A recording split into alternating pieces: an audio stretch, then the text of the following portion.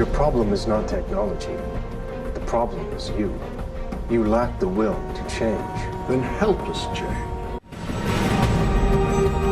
The evidence that we are doing potentially irreparable harm to the environment is pretty irrefutable. So I think it was one of those happy coincidences that this was actually the first time that Fox had worked on a movie that was deemed to be a green movie. News Corp, Fox's parent company, has decided to become carbon neutral by 2010, and so Fox Studios is running with that mandate and trying to make sure that all of its operations, including its physical productions, are also carbon neutral by 2010.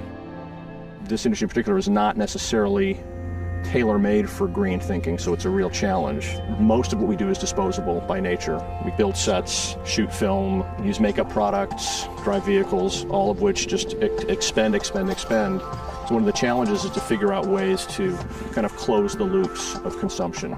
It is a big job on a show this big with, multiple weeks of prep, multiple stages, multiple locations, sets changing all the time, a big crew. So how do you get 350 people who have been used to multiple different practices change their ways overnight? Virtually anything that is usable is picked up and reused so that we're not using twice as much material to do the same job. But then after that, we also send an awful lot of our material off to other shows, like all of our tables, our chairs. They'll buy it on, sort of 10 cents on the dollar. But there goes to Habitat for Humanity and whatnot. But the most important thing is that it gets used and it stays out of the landfills. Thanks. Thank you. The industry has been one to use a lot of plastics. Plastic is basically indestructible. It's a polymer, it's produced from oil.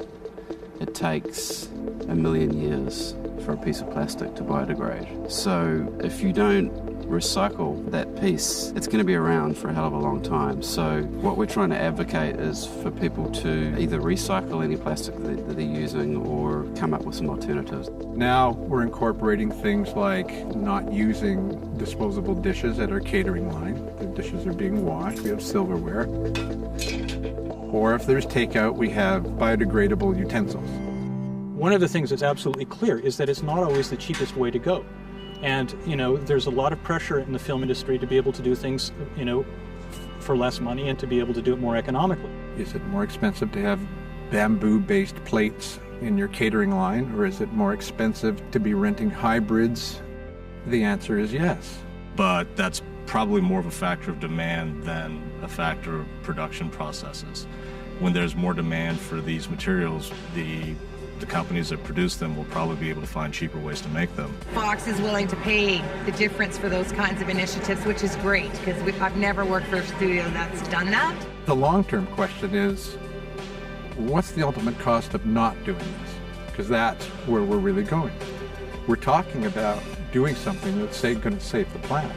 But there's only one planet. It's finite. We have to act.